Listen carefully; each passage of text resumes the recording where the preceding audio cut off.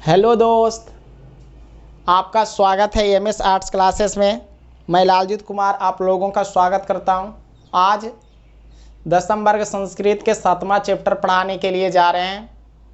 यदि आप इस चैप्टर को सीखना चाहते हैं, कुछ अच्छे तरीक़ा से जानना चाहते हैं, तो 10वीं वर्ग का संस्कृत विषय आप निकाल कर रखेंगे ताकि हर एक चीज़, हर एक पॉइंट, हर एक बिंदु आप आसानी से समझ सकें। हर एक पॉइंट इस चैप्टर में ज्ञान से भरा हुआ है। इस ज्ञान को आप अर्जित करना चाहते हैं तो किताब अवश्य निकाल कर देखें। तो चलिए शुरू करते हैं। सप्तमः पाठा, इसका अर्थ होता है पाठ 7। लिखा हुआ है नीति श्लोका। नीति श्लोका, नीति श्लोका, नीति श्लोका एक शीर्षक होता है। नीति श्लोका एक शीर्षक है। तो आप जानते हैं कि जितनी भी बात, जितनी भी चर्चा, जितनी भी घटना घटती है वो टोटल शीर्षक पर घटित होती है। शीर्षक एक पॉइंट, एक बिंदु होती है जिस पर पूरी बात, पूरी चर्चा, पूरी घटना घटित होती है। अर्थात शीर्षक के इर्द गिर्द ही सारी बात होती है। मतलब शीर्षक जो रहेगा उस शीर्षक के बारे में पूरी बात होती है। तो यहाँ पे नीति श्लोका शीर्षक है तो पूरी बात नीति श्लोका पर आधारित होगी। अब इस नीति श्लोका पर क्या आधारित हो सकती है, इस पॉइंट को हम पढ़ने से पहले अनुमान लगा सकते हैं, लेकिन तभी अनुमान हम लगाएंगे जब उस शीर्षक का वास्तविक और सही अर्थ हम जानेंगे तब। तो सबसे पहले इसका अर्थ हम जानते हैं। तो नीति श्लोका 2 शब्द से बना हुआ है। एक आपका नीति, जिसका अर्थ होता है नियम, और दूसरा शब्द श्लोका। श्लोका का अर्थ होता है श्लोक, और इसी को मंत्र भी कहा जाता है। तो यहाँ पे देखेंगे नियम श्लोक, तो अच्छा नहीं लग रहा है तो कारक का चिन्ह प्रयोग होगा। तो हम क्या करेंगे, कारक का चिन्ह प्रयोग करेंगे। तो का के की होता है, तो नियम के श्लोक, इसीलिए यहाँ पे लिख दिया गया है नियम के श्लोक। ठीक, अब यहाँ पे हम समझेंगे कि जितनी भी बात होगी नियम के श्लोक होगी, अर्थात नियम के बारे में पूरी बात होगी और वो श्लोक के माध्यम से।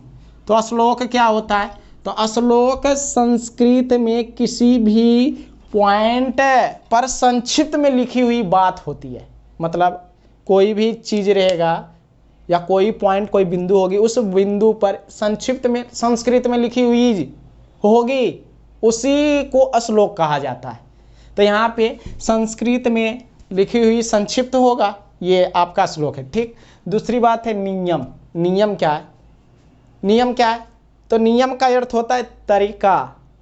तो किसी भी कार्य को करने के लिए कुछ ना कुछ तरीका, कुछ ना कुछ तरीकाएं अपनाई जाती है, उसी तरीका को नियम कहते हैं।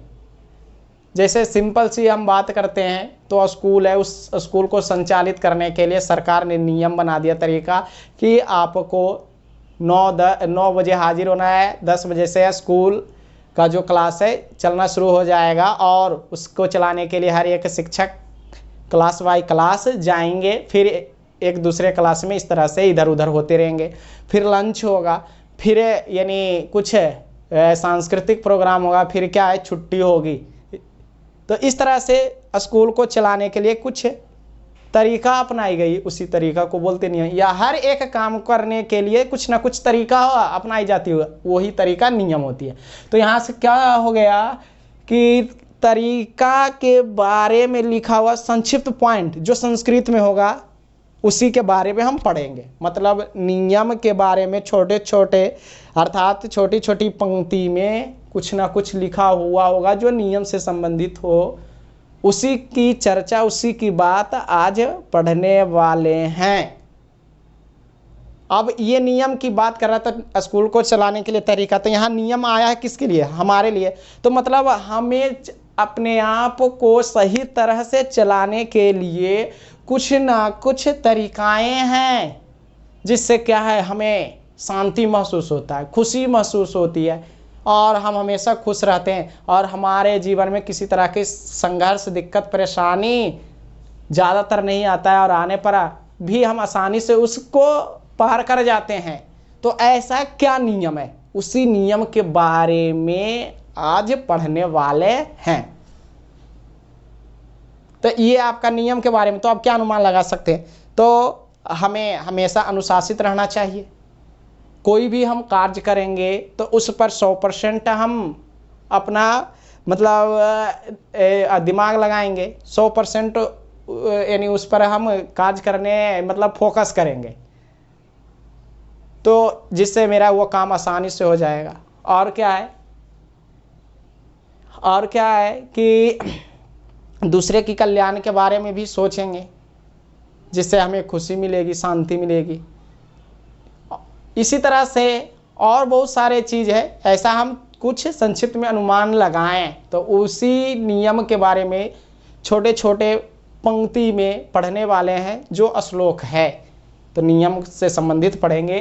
तो श्लोक में आपका 7वां पाठ में पहला श्लोक है, वह लिखा हुआ है कि यस्य कृत्यम न विदनन्ति शीतम उष्णम भयम रति सामृद्धि असामृद्धि व स वै पंडित उच्यते। सबसे पहले इसका अर्थ देखेंगे, फिर इसको विस्तार से चर्चा करेंगे। तो यस्य का अर्थ होता है जिसके, कृत्यम का अर्थ होता है कार्य में, जिसके कार्य में, ना मतलब नहीं, विदनन्ति मतलब होता है बाधा डालते हैं। तो यहाँ पर देखेंगे जिसके कार्य में नहीं बाधा डालते हैं। तो नहीं जब भी रहता है तो क्रिया के बलग में रहता है, तो क्रिया के बलग, क्रिया डालना है तो इसके बलग में आ जाएगा मतलब नहीं, और जो बाधा था यानी बाधा यहाँ ही रह जाएगा। तो क्या हो जाएगा कि जिसके कार्य में बाधा नहीं डालते हैं। चलिए आगे आते हैं। शीतम, शीतम का अर्थ होता है सर्दी।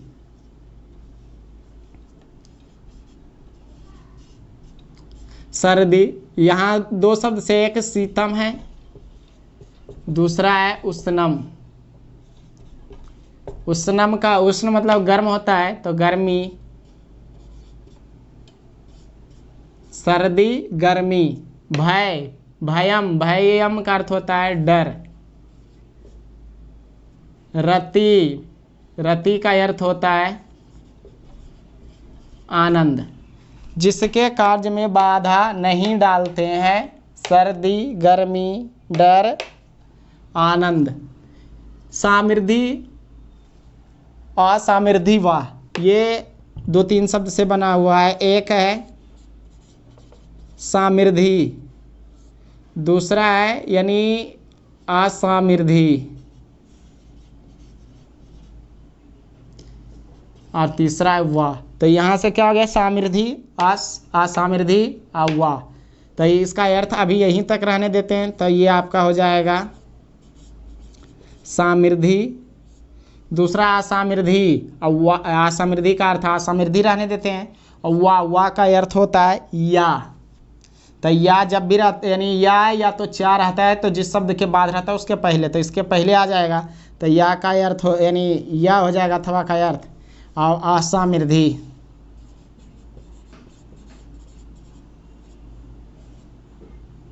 असामृद्धि, तो असमृद्धि हो जाएगा या असामृद्धि। सा का अर्थ होता है वह मतलब होता है निश्चित, निश्चित ही या तो निश्चित रूप से, निश्चित ही या निश्चित रूप से। पंडित, पंडित का अर्थ हो गया पंडित। उच्यते, कार्य उच्यते, उच्यते का अर्थ होता है कह लाता है। तो यहाँ तक ऐसा हुआ, लेकिन यह जो अर्थ हुआ है अभी यह सटीक नहीं हुआ, क्योंकि क्रिया और कर्म को देखते हुए सारी बात सेंटेंस का निर्णय किया जाता है। तो चलिए आते हैं देखते हैं। तो जिसके कार्य में बाधा नहीं डालते हैं, मतलब जिसके कार्य में मतलब कोई होगा और उसके कार्य में बाधा नहीं डालते हैं। तो आगे की लिखा हुआ है, सर्दी, गर्मी, भय अर्थात डर, आनंद, समृद्धि या असमृद्धि, वह निश्चित ही पंडित कहलाता है। वह निश्चित रूप से पंडित कहलाता है। तो ये तो सेंटेंस ठीक है कि वह निश्चित रूप से पंडित कहलाता है या वह निश्चित ही पंडित कहलाता है, ये आपका यहाँ तक हो गया, ठीक। लेकिन यहाँ पर देखिए लिखा हुआ है बाधा नहीं डालते हैं, तो ये आपका क्रिया वाला रूप है। तो क्रिया वाला जो रूप होगा तो सेंटेंस के अंतिम में क्रिया वाला जो रहता है लगता है। तो यहाँ तक तो एक सेंटेंस है, तो उसके बाद देखिए ये सेंटेंस का अंतिम तक में क्रिया नहीं है, तो ये क्रिया अंतिम चला आएगा। तो क्या हो जाएगा कि जिसके कार्य में ये अंतिम में चला आएगा, तो अंतिम में आएगा, तो ये अंतिम इस सेंटेंस के यहाँ होगा, तो बाधा नहीं डालते हैं। तो यहाँ तक क्या हो गया कि जिसके कार्य में सर्दी, गर्मी, डर, आनंद, समृद्धि या असमृद्धि बाधा नहीं डालते हैं, वह निश्चित ही या वह निश्चित रूप से पंडित कहलाता है। ये इसका अर्थ हुआ। अर्थ क्या हो गया कि जिसके कार्य में सर्दी, गर्मी, भय, आनंद, समृद्धि या असमृद्धि बाधा नहीं डालते हैं, उसे पंडित कहते हैं। वह पंडित कहलाता है, वह निश्चित रूप से पंडित है। तो यहाँ पे आपका नियम का श्लोक है। नियम के बारे में हम जानेंगे, जिससे क्या है कि हमारा कल्याण, हमारी भलाई होगी।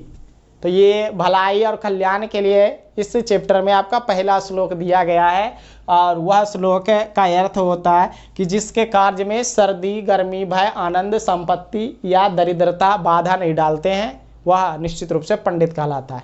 लेकिन ये इसका तो अर्थ हम जाने, इसका जो है मतलब हम अभी तक जान नहीं पाए। तो चलिए उस मतलब पर चलते हैं। तो क्या बोल रहा है कि जिसके कार्य मतलब जिसके अर्थात हम इस चीज़ को समझने के लिए बोले जिसका, तो जिसका मतलब कोई ना कोई होगा, तो जिसके मतलब भी कि कोई ना कोई होगा।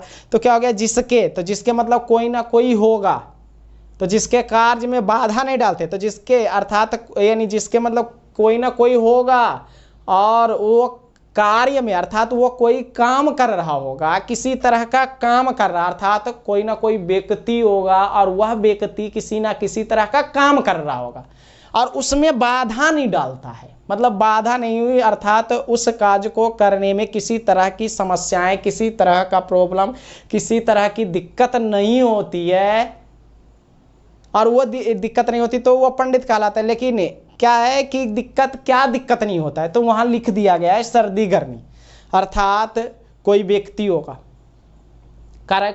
होगा, वह व्यक्ति किसी ना किसी तरह का कार्य कर रहा होगा और उस कार्य को करते समय उस कार्य को करने में सर्दी, गर्मी, भय, डर, आनंद, समृद्धि, असमृद्धि बाधा नहीं डालते हैं। अर्थात ये सारे चीज उसके कार्य में समस्या उत्पन्न नहीं करती है, उस कार्य को ये सारे चीज प्रभावित नहीं करता है, तो वह जो व्यक्ति होगा वो पंडित होगा। चलिए समझते हैं, अभी तक तो समझे कुछ नहीं है। तो मतलब कोई ना कोई व्यक्ति होगा, वह व्यक्ति किसी तरह का कार्य कर रहा होगा, तो उस कार्य को करने में सर्दी, गर्मी प्रभावित नहीं करता है। सर्दी, गर्मी का मतलब होता है सर्दी होने पर आपको क्या है, दुख दर्द होता है, दिक्कत होती है। गर्मी लगने पर भी परेशानी, प्रॉब्लम होता है, तो मतलब दुख होता है। तो इस यहाँ पे क्या हो गया कि सर्दी, गर्मी कहने का मतलब होता है सुख दुख, अर्थात सुख दुख। मतलब आप अर्थात कोई व्यक्ति होगा, वो किसी ना किसी तरह का कार्य कर रहा होगा और उस कार्य को सुख दुख प्रभावित नहीं करता है। मतलब सुखी है तो उस कार्य को क्या करता है, बहुत लोग छोड़ देता है कि चलो आगे करेंगे, तो उस कार्य को प्रभावित कर दिया तो वो कार्य आप नहीं करेंगे, जिसके चलते आप पंडित नहीं कहलाएंगे। तो मतलब सुख नहीं उस पर कोई इफेक्ट करेगा, यानी इफेक्ट नहीं पड़ेगा सुख का। और दुख है कि कष्ट है, दिक्कत है, परेशानियां है, जिसके चलते उस कार्य को हम क्या करते हैं, छोड़ देते हैं। तो यदि ऐसा हो रहा है तो आपको वह काम प्रभावित कर दिया, तो प्रभावित नहीं करता है और आप फिर भी काम करते रहते हैं तो आप पंडित हैं। तो यही है सुख दुख, मतलब उससे कार्य को प्रभावित नहीं करता। दूसरा है डर, जिसको बोलते हैं भय। भय मतलब क्या है, डर जाते हैं। तो आप सुने ही हैं कि जो डर गया सो मर गया। तो यहाँ पे क्या है कि हम कोई काम करते हैं तो उस काम को करने से पहले डर जाते हैं। डरते क्या है कि ये काम मुझसे होगा नहीं होगा, यहाँ कुछ दिन करेंगे फिर लगता है परेशानी समस्या आएगी, जिसके बदौलत जिसके कारण से क्या है कि आगे नहीं हो पाएगा, इसलिए इस कार्य को अभी ही छोड़ देते हैं या शुरू ही नहीं करता है। तो इस तरह से क्या है, डर रहता है, भयभीत हो जाता है, जिसके चलते क्या है कि काम करता है कुछ दिन के बाद छोड़ छाड़ देता है। तो यदि ऐसा हो रहा है तो डर और आपको भय प्रभावित किया, इसलिए आप पंडित नहीं है। यदि नहीं किया, क्या नहीं किया कि हम इस कार्य को कर रहे हैं तो जब तक करेंगे नहीं तब तक क्या है, इस कार्य को हम छोड़ेंगे नहीं, जब तक तोड़ेंगे नहीं, जब तक छोड़ेंगे नहीं। यदि ऐसा है तो आपको भय प्रभावित नहीं करेगा, आप उस कार्य को क्या है आसानी से कर जाएंगे। तो यदि करेंगे तो आप जो व्यक्ति हैं, आप में जो गुण है वो पंडित का गुण है, आप पंडित हैं। दूसरी अगली बात है आनंद। आनंद का मतलब होता है खुशी। खुशी कह रहा है आपके पास अनेक खुशियों से भरा हुआ है, आप बहुत ही खुश रहते हैं और कोई काम करते हैं तो सोचते हैं कि हमारे पास तो खुशी है ही, तो चलिए ये कार्य नहीं भी करेंगे तो दिक्कत। तो आपको प्रभावित कर दिया खुशी, इसलिए यानी खुशी भी है फिर भी हम कार्य को करते चलेंगे, तो उस कार्य को करेंगे तो क्या है कि मेरा जीवन और भी अच्छा होगा।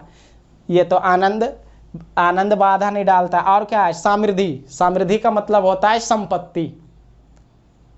संपत्ति, समृद्धि का अर्थ होता है परिपूर्ण। तो परिपूर्ण रहेगा जिसके पास संपत्ति हो वही नहीं, तो इसका डायरेक्टली अर्थ होता है यानी संपत्ति। तो संपत्ति रहता है, दुनिया भर से उसके पास संपत्ति, हर एक चीज से परिपूर्ण रहता है। यदि वह अपनी परिपूर्णता और संपत्ति पर ही रह जाए तो क्या है, एक दिन वह सारी चीज खत्म हो सकता है। इसलिए यदि संपत्ति है तो ये नहीं सोचेंगे कि हमारे पास है ही है तो करें अब क्यों। यदि ऐसा यदि सोचते हैं तो आपको संपत्ति प्रभावित कर दिया। तो क्या प्रभावित नहीं, तो मतलब हमारे पास हर एक चीज है, हर एक वस्तु है, हर एक चीज है, तो इसके रहते हुए भी कुछ ना कुछ कार्य कर रहे हैं और उस कार्य को तब तक करते रहें जब तक कि हो ना जाए। तो यदि यानी हर एक चीज को रहते हुए कार्य करते हैं तो आप में पंडित का गुण है, आप पंडित हैं। दूसरा है असमृद्धि। असमृद्धि मतलब परिपूर्ण नहीं, जिसके पास संपत्ति नहीं, जिसको बोलते हैं हम दरिद्रता, गरीबी। तो यानी कार्य को हम करते हैं और उसके बाद क्या है, हम गरीब हैं, हम गरीबी से यानी गरीबी से जी रहे हैं, अर्थात गरीबी हम में है और सोचते रहते हैं कि हमारे पास कुछ नहीं है तो हम काम को करेंगे। तो मतलब वो काम को कैसे शुरू करें, क्या करेंगे, कितना काम कर पाएंगे, और कोई काम हो नहीं पाएगा क्योंकि हमारे पास उतनी क्षमता क्या है, इस को कार्य को लगाने में नहीं है। तो यदि ऐसा हम सोचते हैं तो आपको प्रभावित कर दिया। यदि यही है कि गरीब हैं फिर भी हम कोई काम करें और उस काम से हम बहुत सारे चीज़ें इकट्ठा कर लें, बहुत सारे धन दौलत इकट्ठा कर लें, तो यदि ऐसा आप सोचते हैं कि हर एक चीज़ हम अपनी गरीबी को यानी एक साइड रखकर काम को करते हुए प्राप्त कर लें, तो आपको बाधा नहीं डाला। तो यदि बाधा नहीं डालता है तो आप पंडित कहलाते। तो वही कि तो यही है कि सर्दी गर्मी सुख दुख या और डर आनंद संपत्ति या दरिद्रता बाधा नहीं डालते, मतलब वो प्रभावित नहीं करता है, वो किसी तरह की समस्या उत्पन्न नहीं करती है। तो वो जिसके कार्य मतलब उस व्यक्ति के कार्य यानी अच्छा होगा और वह व्यक्ति जो होगा निश्चित रूप से पंडित होगा, पंडित कहलाएगा। तो यहाँ तो वो जो व्यक्ति होगा निश्चित दम बिल्कुल और पंडित कहलाता है, मतलब पंडित है पंडित कहलाता है। तो पंडित तो हम कह रहे हैं, लेकिन पंडित का अर्थ क्या होता है? तो पंडित का अर्थ होता है विद्वान, ज्ञानी। तो वही व्यक्ति ज्ञानी है और जिसके पास ज्ञान है तो वो व्यक्ति आसानी से सफल होंगे, हर एक चीज़ को ढंग से करेंगे और उसके जीवन में अच्छाई रहेगा। तो वो सारे क्या करें? तो वो उसके लिए आपका नियम दिया गया है सुख दुख में रहना एक समान। तो ये ऐसा यदि हम करते हैं तो ये भी एक तरीका है सुख दुख में रह, यानी कोई काम करेंगे तो उसका कार्य करने के लिए तरीका यानी है कि सर्दी गर्मी आनंद ये सारे बाधा नहीं डालती है। तो इस तरीका को यदि हम अपनाते हैं तो हम ज्ञानी कहलाएंगे, बढ़िया कहलाएंगे और हर एक चीज़ आसानी से कर लेंगे। यही आपको पढ़ना था। तो चलिए इसका सवाल होगा कि यानी सवाल होगा, पहला होगा सवाल ऑब्जेक्टिव कि जिसके कार्य में सर्दी गर्मी बाधा नहीं डालते उसे क्या कहते हैं? पंडित कहते हैं। उसे क्या कहते हैं? पंडित कहते हैं। अब यहाँ पर देखते हैं तो पंडित कहते हैं, तो आप सबका सवाल भी 2 नंबर वाले में रहेगा कि पंडित किसे कहते हैं। तो मतलब जिस व्यक्ति का कार्य में क्या है कि सुख दुख डर भय खुशी संपत्ति या गरीबी किसी तरह से प्रभावित नहीं करता है, वह व्यक्ति क्या है? पंडित कहलाता है। वो व्यक्ति कार्य करने वाला व्यक्ति पंडित कहलाता है। ये या तो श्लोक का अर्थ भी डायरेक्ट लिख सकते हैं। यह आपका पहला श्लोक है। चलिए आपका दूसरा श्लोक लिखा हुआ है, तत्वज्ञः सर्वभूतानां योग्यः सर्वकर्मणाम् उपायज्ञो मनुष्याणां नरः पंडित उच्यते। दूसरा श्लोक का अर्थ देखते हैं जो नियम से संबंधित होने वाला है। तत्वज्ञः सर्वभूतानां योग्यः सर्वकर्मणाम् उपायज्ञो मनुष्याणां नरः पंडित उच्यते। यहाँ लिखा हुआ है तत्वज्ञ। तत्वज्ञ का अर्थ होता है, इसको मिटा दे, चलिए रहने देते हैं। तत्वज्ञ का अर्थ होता है रहस्य को जानने वाला। क्या हो गया? तत्वज्ञ। तत्वज्ञ का अर्थ हो गया रहस्य को जानने वाला। सर्वभूतानाम, तो सर्व का मतलब होता है सभी, और भूतानाम प्राणियों के, तो सभी प्राणियों के।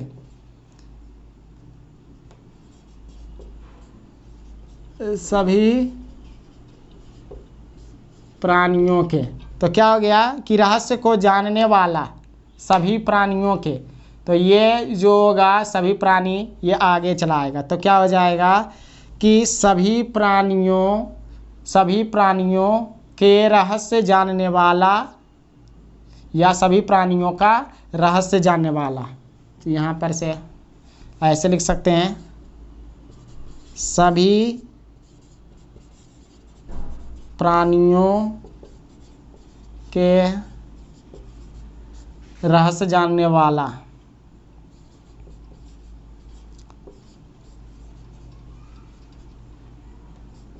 चलिए आगे देखते हैं। योग्य का अर्थ होता है कौशल जानने वाला, इसका भी आएगा।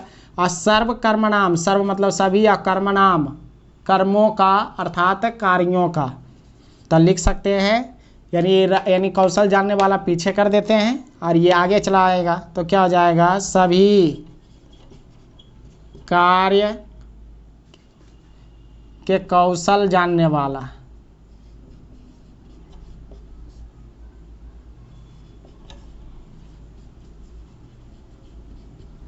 तो सभी प्राणियों के रहस्य अर्थात अच्छा लगेगा, सभी प्राणियों का रहस्य जानने वाला, सभी कार्य का कौशल जानने वाला।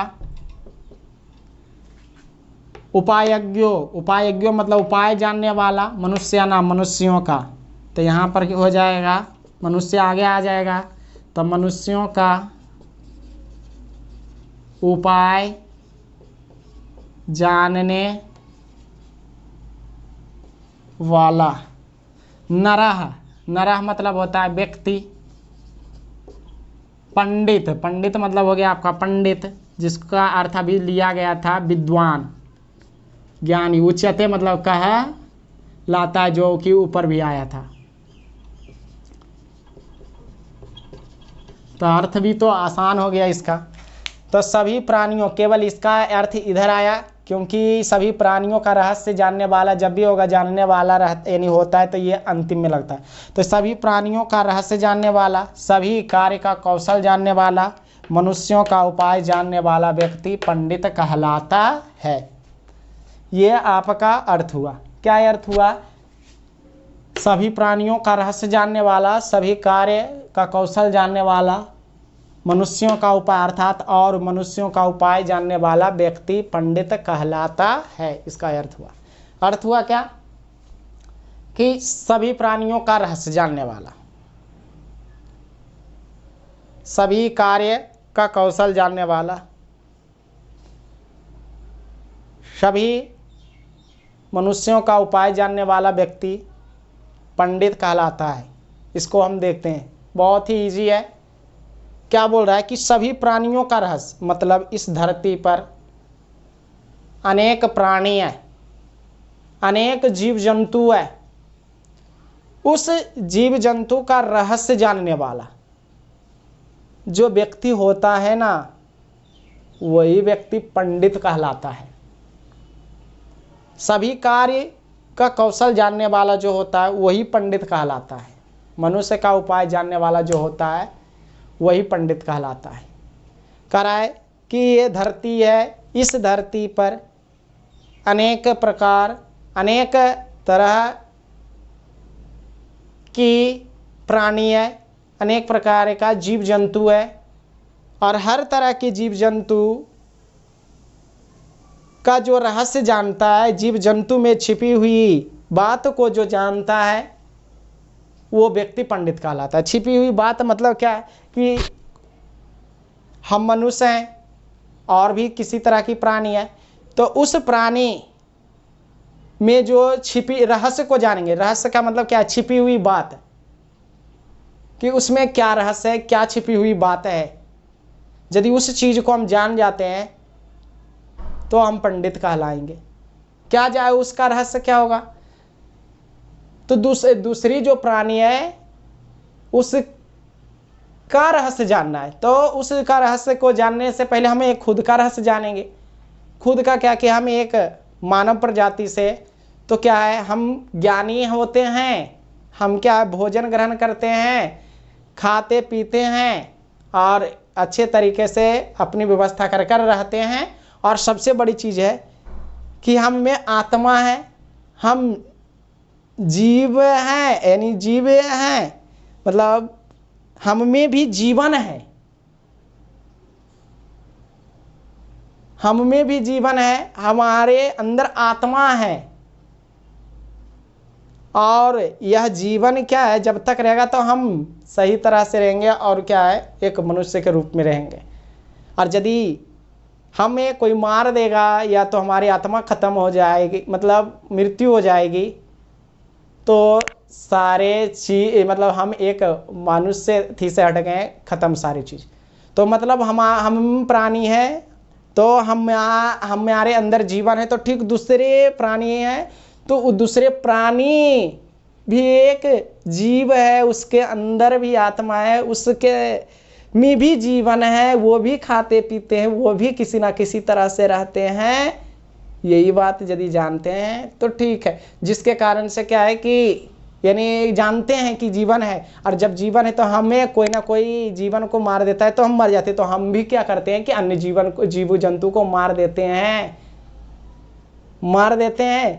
जिससे क्या होता है, बेचारा वो मर जाता है, उसका खत्म हो जाता है। तो कहने का मतलब है कि हमें कोई मारता है तो हम खत्म हो जाते हैं। तो क्या है कि यही रहस्य है, यही छिपी हुई बात है कि वह भी एक जीव है, उसमें भी जीवन है, हर एक चीज वो भी अपने अनुसार करता है। इसलिए उसे स्वतंत्र छोड़ देना चाहिए, जैसे वैसे वो रहे, और उसे मारना काटना नहीं चाहिए। यदि ये बात हम जानते हैं तो हम पंडित हैं। लेकिन क्या है, आज हम पूरा पर्व त्योहार पर लाते हैं और तुरंत काट और तुरंत बना तना कर क्या है खा जाते हैं। तो हम पंडित नहीं बल्कि राक्षस हैं। तो यही बात जानना है कि वो प्राणी है, उसमें जीवन है, उसे नहीं मारना चाहिए।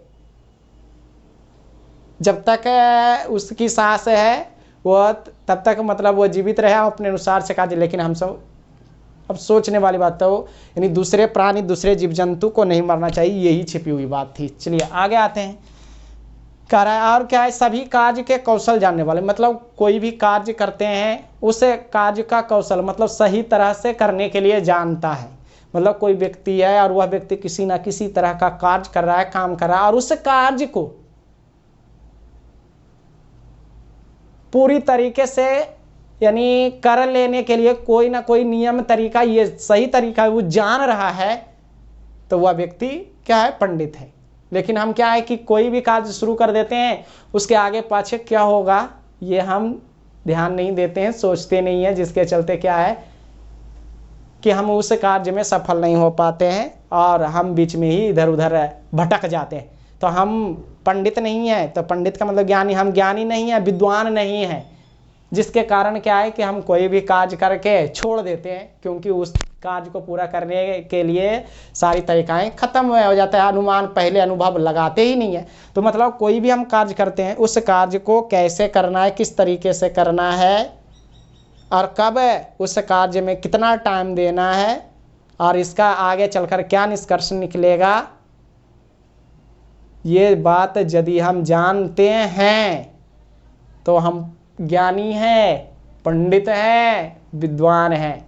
जैसे हम 10th क्लास में पढ़ रहे हैं तो इसका यानी एक तरह का पढ़ाई का कार्य कर रहे हैं, तो पहले अनुमान लगाना चाहिए कि इस कार्य को हमको पूरी तरह से पूरे समय में करना है, मतलब जितना टाइम है उस टाइम तक में कर लेना है। तो क्या करेंगे, और उसमें से भी बढ़िया करना है, तो उसके लिए क्या करेंगे कि पढ़ाई करेंगे, ट्यूशन जाएंगे, स्कूल जाएंगे, उसके बाद क्या करेंगे कि इस टाइम में फिर पढ़ेंगे, फिर ये टाइम में पढ़ेंगे, और उसके बाद सारे चीज़ को इतना देर में कवर कर लेंगे, पूरे किताब यहाँ तक कवर कर लेंगे जिससे इतना इतना मेरा नंबर आ सकता है। यदि ऐसा अनुमान कर लेते तो आप जैसा अनुभवी और ज्ञानी कोई नहीं है, आप भी ज्ञानी है, आप भी पंडित के दर्जा में आ जाते हैं, क्योंकि पंडित का ये अर्थ जात पात से नहीं बल्कि ज्ञान से होता है, ज्ञानी है आप।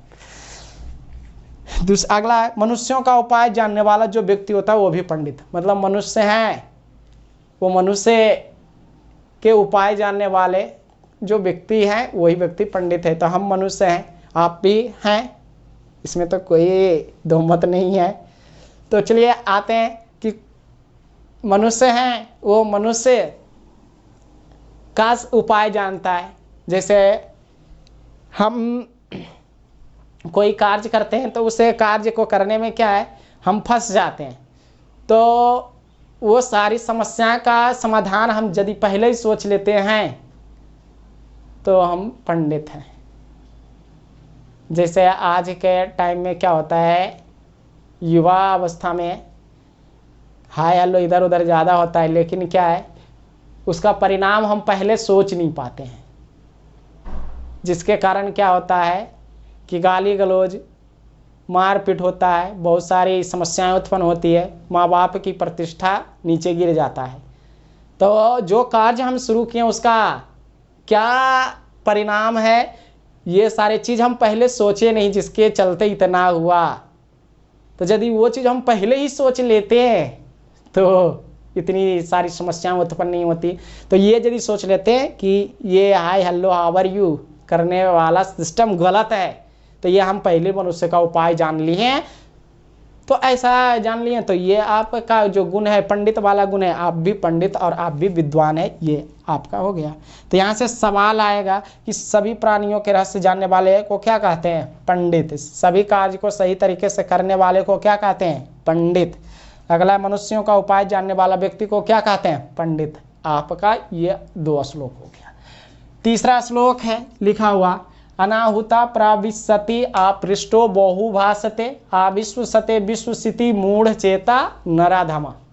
ये आपका श्लोक है। अनाहुता प्रविशति आपृष्टो बहु भासते आविश्वसते विश्वसिति मूढ़ चेता नराधमा। ये चलिए आते हैं, देखिए अनाहुता। अनाहुता का अर्थ होता है बिना बुलाए। ऊपर वाले मिटाते हैं। कह रहा है ये तीसरा नंबर का है, बिना बुलाए, बिना बुलाए प्रविशति प्रवेश करता है,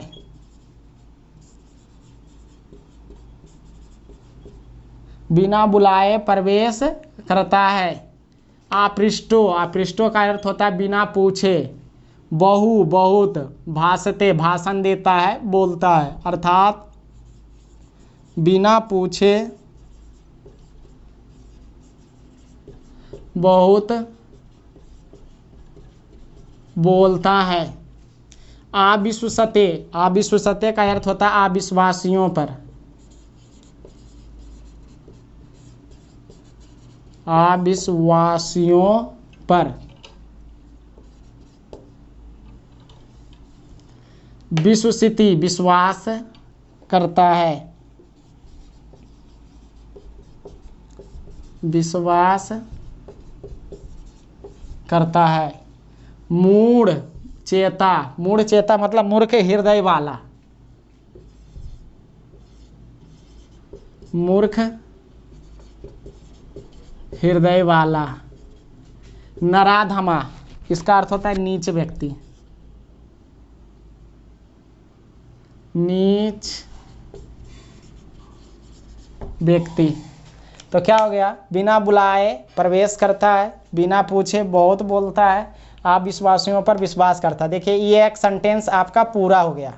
और बाकी क्या है कि मूर्ख हृदय वाला नीच व्यक्ति।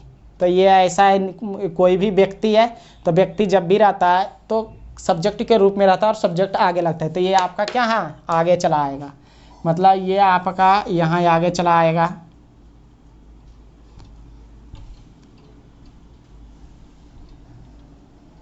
ये आपका यहाँ चला आएगा।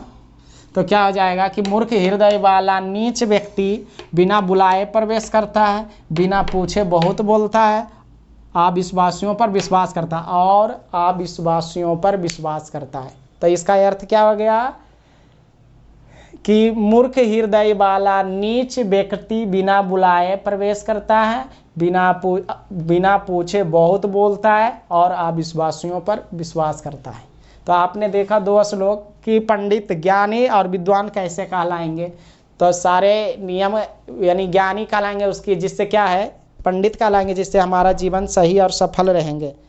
हम हर एक चीज़ आसानी से क्या है करेंगे, तो वो तभी करेंगे जब ज्ञानी होंगे। तब ज्ञानी के लिए आपका बताया गया कि सर्दी गर्मी का कोई असर नहीं होगा, और क्या है कि दूसरे प्राणी को अपनी आत्मा के समान अपने जैसा उसको मारना काटना नहीं, और सब कार्य को सही तरह से करेंगे ये, और मनुष्य का उपाय जानेंगे।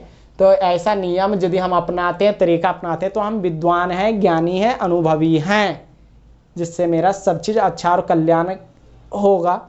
और तीसरा में हम पढ़ रहे हैं कि मूर्ख हृदय वाला नीच व्यक्ति जो होता है बिना बुलाए प्रवेश करता है, बिना पूछे बहुत बोलता है,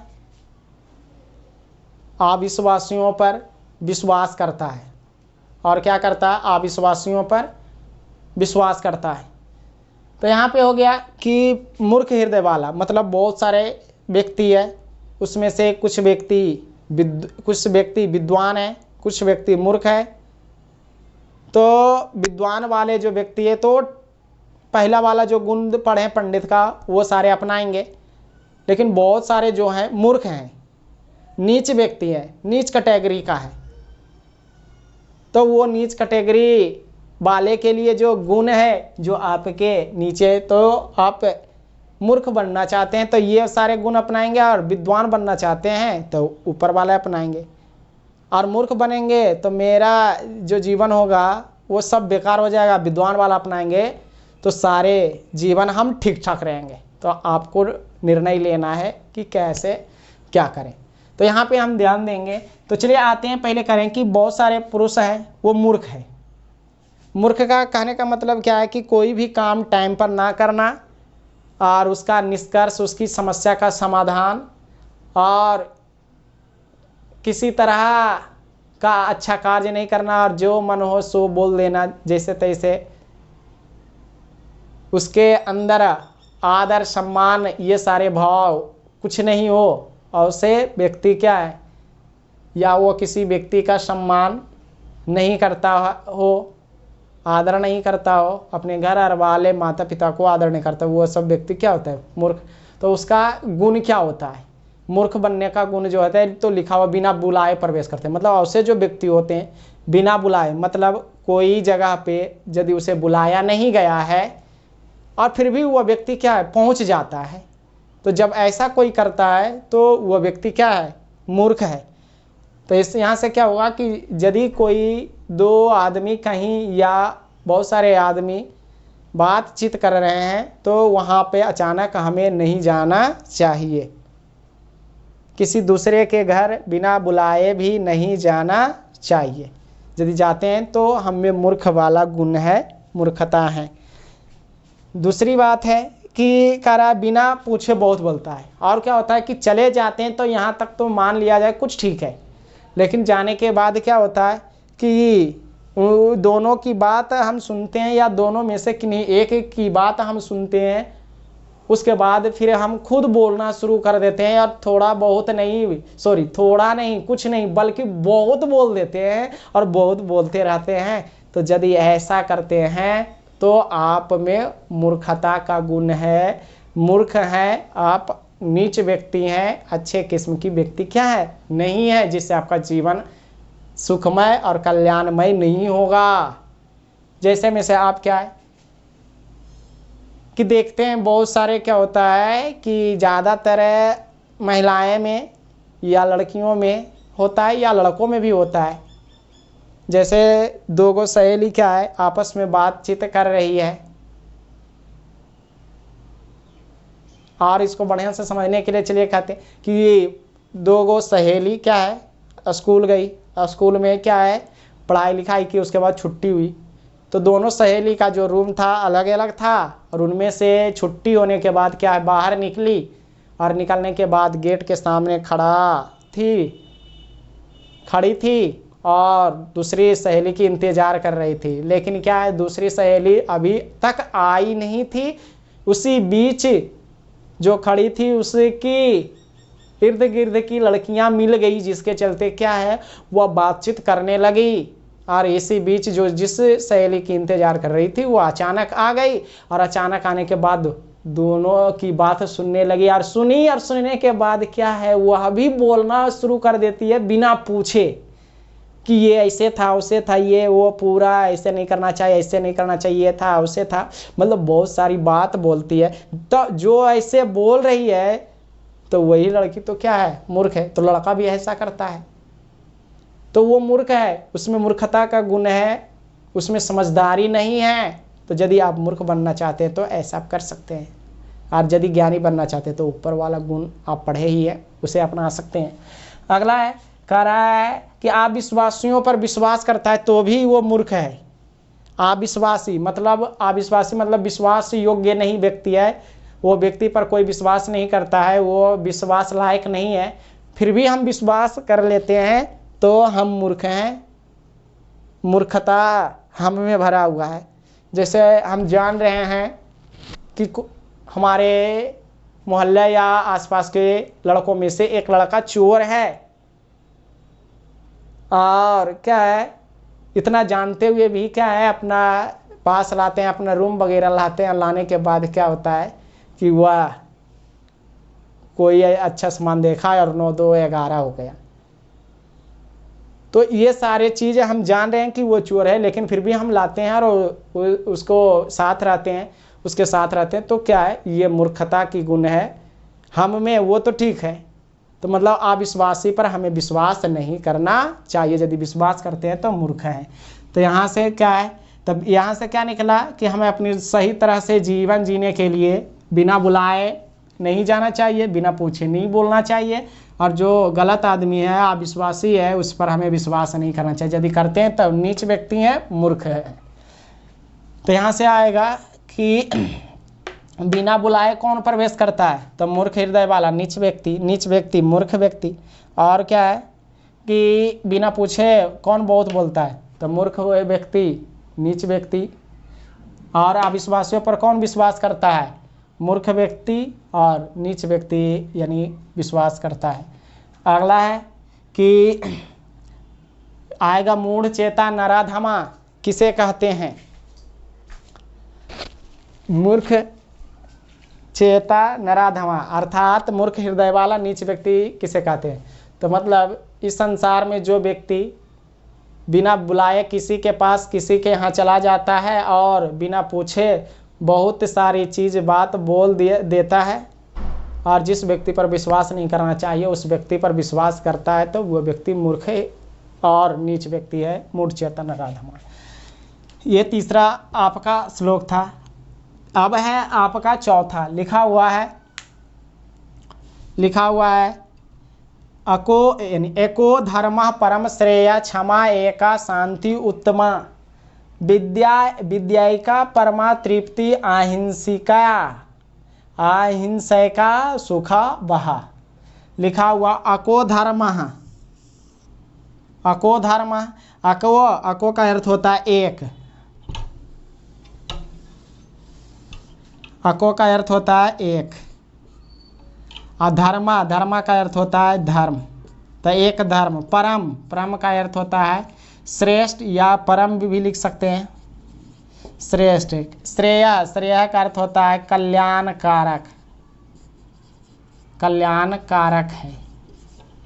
तो एक धर्म श्रेष्ठ कल्याणकारक है।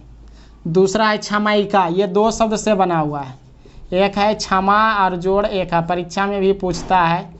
क्षमायिका का विग्रह करे, यानी संधि करे, कराए तो यानी संधि विच्छेद करे तो क्षमा जोड़ एका, और कहेगा संधि करे तो क्षमा जोड़ एका, क्षमायिका। तो ये हो गया क्षमा मतलब क्षमा एका, एक। तो एक आगे चला जाएगा या रहने देते हैं तो क्षमा हो गया, और करा एका एक। शांति ये दो शब्द से बना हुआ है। एक है शांति और जोड़ को चाहिए उत्तमा। तो शांति का अर्थ हो गया शांति, और उत्तमा का अर्थ है उत्तम। तो यानी क्षमा एक, शांति उत्तम। तो उत्तम आगे आ जाएगा तो उत्तम शांति है। तो यहाँ से अर्थ हो गया क्या कि एक धर्म श्रेष्ठ कल्याणकारक है, एक क्षमा उत्तम शांति है। ठीक। दूसरा ये भी दो शब्द से बना हुआ है। एक है विद्या जोड़ एका। तो विद्या जोड़ एका तो एका एक, तो एक आगे आ जाएगा तो एक, या विद्या एका एक। और परमा मतलब श्रेष्ठ, या परम भी रहने देते हैं। तृप्ति मतलब संतोष देने वाली।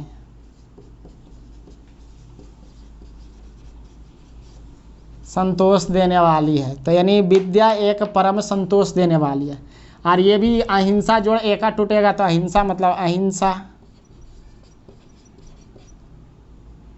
अहिंसा एक, सुख देने वाली। अहिंसा सुख देने वाली है। सुखावह सुख देने वाली। एक यहाँ अच्छा नहीं लगेगा,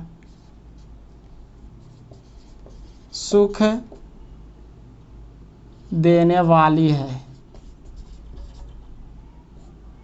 तो क्या हो गया? एक धर्म श्रेष्ठ कल्याणकारक है, क्षमा एक उत्तम शांति है, विद्या एक परम संतोष देने वाली है, अहिंसा सुख देने वाली, और अहिंसा सुख देने वाली है। बहुत ईजी है नीति श्लोक का। तो चलिए खाली मतलब केवल आपको क्या है किताब लेकर रखेंगे तो आप आसानी से समझ जाएंगे। तो यहाँ पे क्या है कि एक धर्म श्रेष्ठ कल्याणकारक है, क्षमा एक उत्तम शांति है, विद्या परम संतोष देने वाली है, अहिंसा सुख देने वाली है। ये सारी बात लिखी हुई है, देखते हैं जिससे क्या है कि अनेक तरह का नियम के बारे में जानकारी मिलेगी, जिससे मेरा जीवन कल्याणकारक रूप में होगा, मतलब कल्याण होगा। चलिए आते हैं। तो क्या बोला गया है कि एक धर्म श्रेष्ठ कल्याणकारक है, मतलब एक धर्म जो है श्रेष्ठ, अच्छा, कल्याणकारक है, मतलब कल्याण करने वाली वस्तु है, कल्याण करने वाले चीज़ है, वो क्या है? धर्म है। मतलब हम मानव हैं, हम मनुष्य हैं, तो हम मनुष्य के लिए जो कल्याण करने वाला श्रेष्ठ चीज़ है, वो श्रेष्ठ चीज़ क्या है? एक धर्म ही है जो आपका कल्याण कर सकता है, नहीं तो आपका कुछ भी नहीं हो सकता। तो यहाँ पे समझेंगे कि कल्याण करने वाली जो है धर्म है। धर्म क्या है? तो धर्म का अर्थ होता है कर्म, धर्म का अर्थ ही होता है कर्म। तो कर्म का मतलब क्या हुआ कि हमें मतलब कर्म का अर्थ क्या होता है कि अपने जीवन में हमेशा सही चीज़ को चूज करना और सही तरीके से कार्य करना और सही कार्य करना और हमेशा सच बोलना। यदि ऐसा करते हैं तो हम सही कर रहे हैं, और यदि सही कर रहे हैं तो वो मेरा धर्म हो गया। और यदि ऐसा करेंगे तो हमें किसी तरह की संकट, दिक्कत, परेशानी नहीं होगा, जिससे मेरा कल्याण होगा। आगे पाछे कोई समस्या, आगे पाछे कोई दिक्कत क्या है? नहीं होगी। तो यही तो है, यदि हम कर्म करेंगे, कर्म ही एक ऐसा चीज़ है जो मनुष्य को क्या है? कल्याण कर सकता है, हर जीवन के हर पल यानी खुशी, आनंद दे सकता है, और किसी हर तरह की समस्याएं, बाधाएं से दूर रखेगा।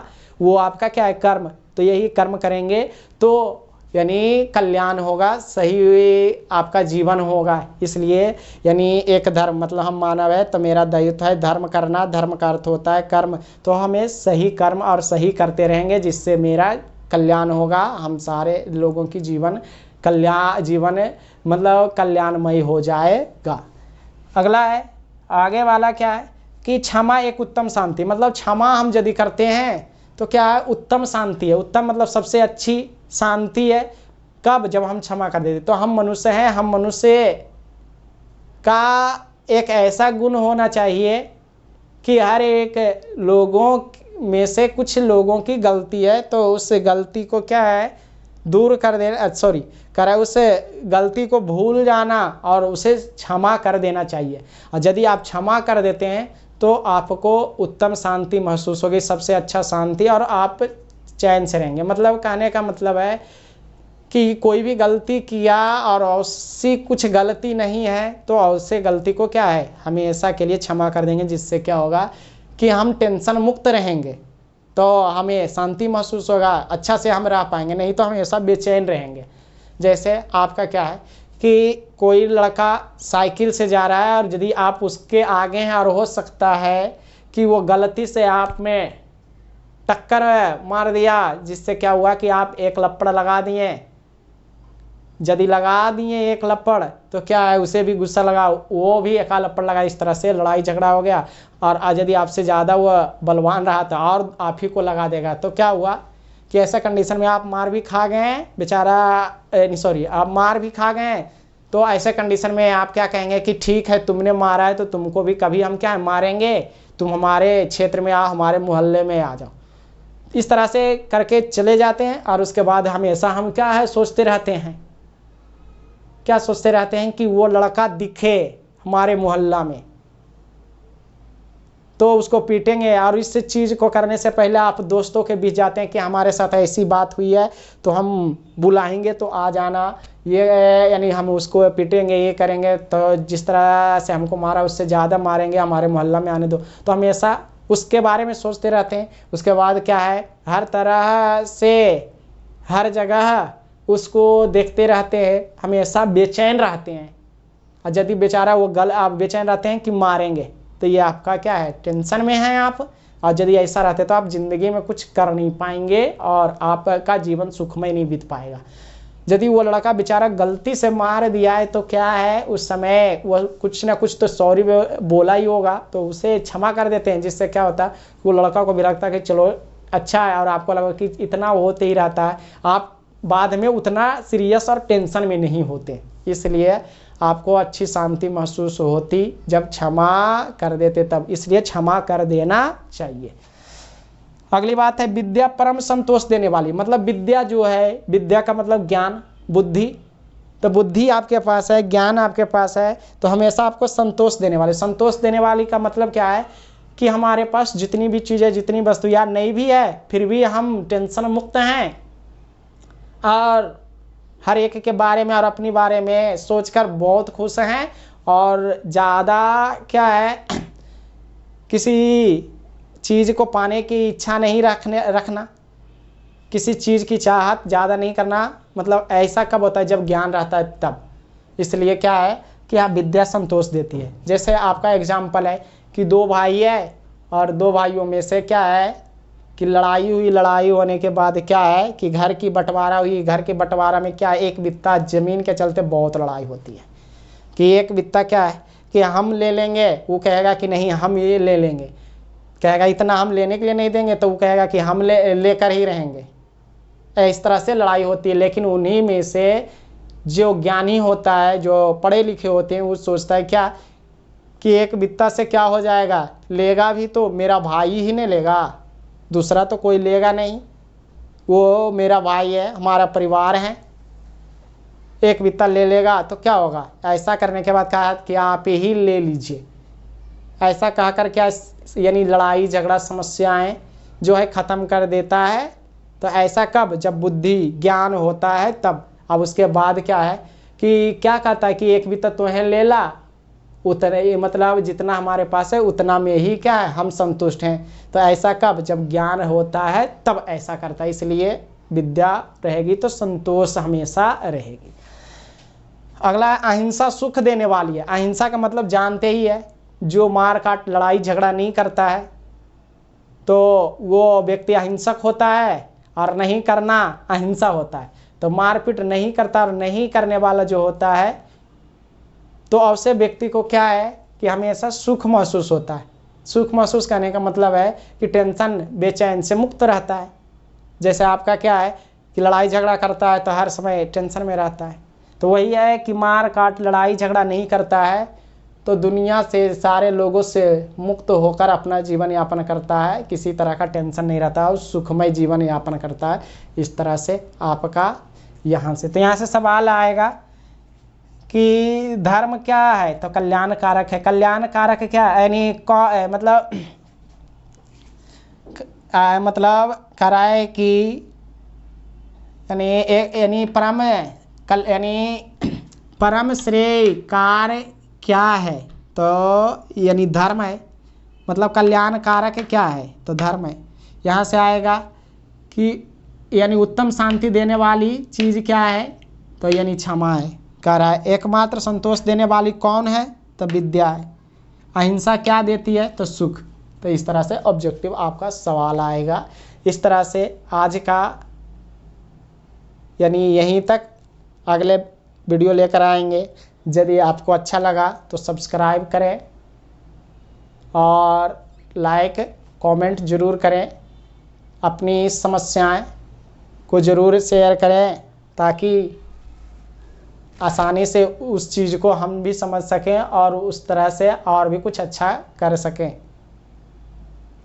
और यदि आप भी कुछ करना चाहते हैं, आपका भी दायित्व है कि कुछ अच्छा से समझकर कुछ अच्छा करना, तो उसके लिए आपको ध्यान देना है और किताब हमेशा साथ रखना है, तो आप भी अच्छा कर पाएंगे। ठीक है, यहीं तक।